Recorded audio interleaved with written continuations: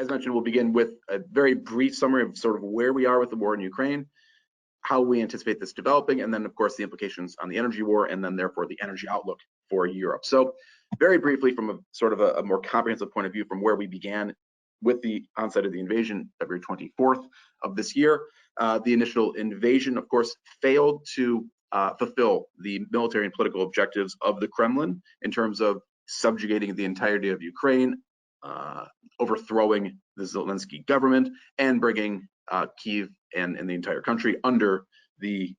political influence of Moscow. That more or less failed, so then we moved into these potential scenarios. We have clearly moved into this long war scenario. There was a potential over the last couple of months for Russia to be more successful on the battlefield, in which case they could have had seized more territory and then had this partition scenario, worked then more closer to a ceasefire, potential peace deal, de facto by seizing more territory and dictating peace terms. But in the Russian military's failure to do so, we've moved into this more difficult sort of long war, a war of attrition in reality, in which neither side is really able to make clear strategic advances, and we're only seeing periodic tactical gains by both sides. Over the last 2 months, we've seen more tactical gains, of course, by the Russian side with the entire seizure of Luhansk Oblast, and the seizure of the largest cities in Severodonetsk and Lysychansk down in the southern portion of Luhansk Oblast. The point here is that we have moved into this sort of stalemate situation, this war of attrition, and this then moves us into what does Putin basically foresee for the rest of this year in terms of the outlook for this war. Putin very clearly and explicitly has claimed that he believes he is fighting, the Russian state is fighting a proxy war against the West in a war of attrition on the battlefield in Ukraine. Putin's plan very clearly in terms of a timeline is to win this war of attrition by the end of the year. He does not want, of course, a war of attrition to extend into 2023 and perhaps beyond. Naturally, he does not want to invite an Iraq or an Afghanistan situation onto his border in Ukraine. So he would like to win this war by the end of the year. And in doing so, one of the clear components, obviously, on the battlefield, on the military side, would be to take advantage, of course, of Russia's clear superiority, of its air power, of its higher levels of materiel in terms of artillery shells in particular, as well as tanks and other weaponry. In addition, by using this massive artillery bombardments as well as the air power, which is what we've seen for the last 2 months, this has helped Russia make its slow grinding advances and some of its achievements on the battlefield in Luhansk Oblast in particular, while also protecting against Russia's shortcomings, what they sort of lack and their weaknesses in the war effort, which relate primarily to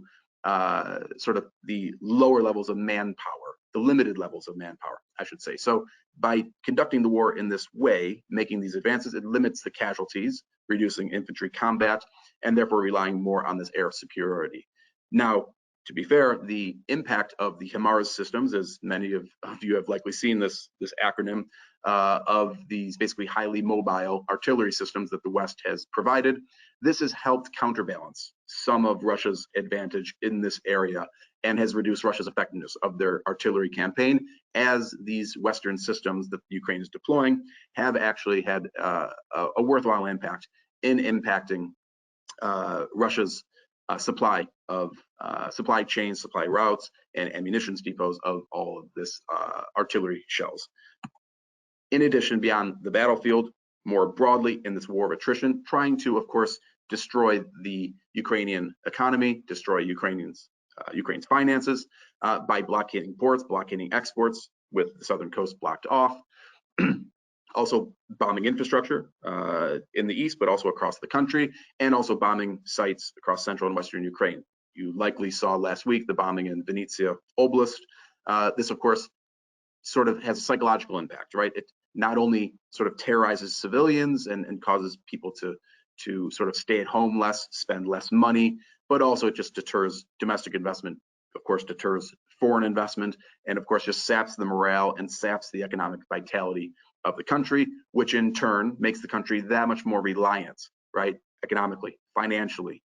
in terms of defense support as well, on the West. So this is the other component, of course, of Putin's sort of plan here as we move through the rest of this year,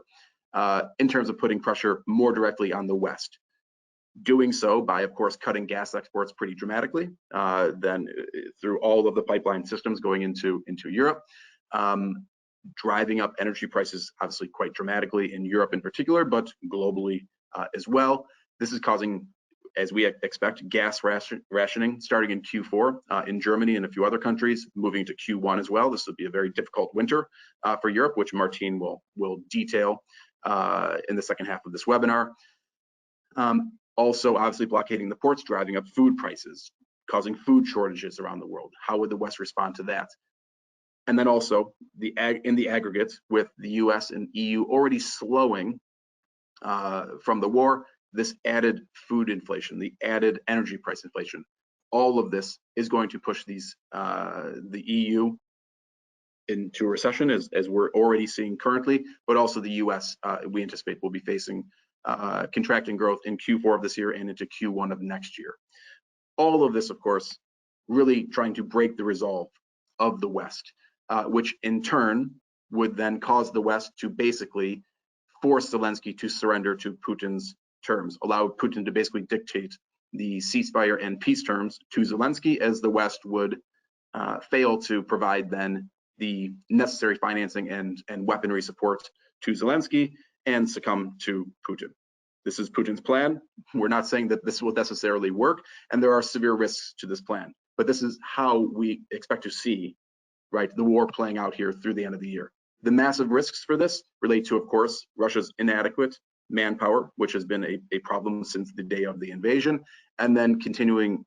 weakening morale of the troops on the front line, which is a major problem for Putin, considering the fact that typically in wars of attrition, the side that wins is the side that has sort of more sustainable, higher levels of manpower and morale and can sort of outlast the other side. So it's a very dangerous gambit for Putin. And then you start moving into the coming months here when the economy starts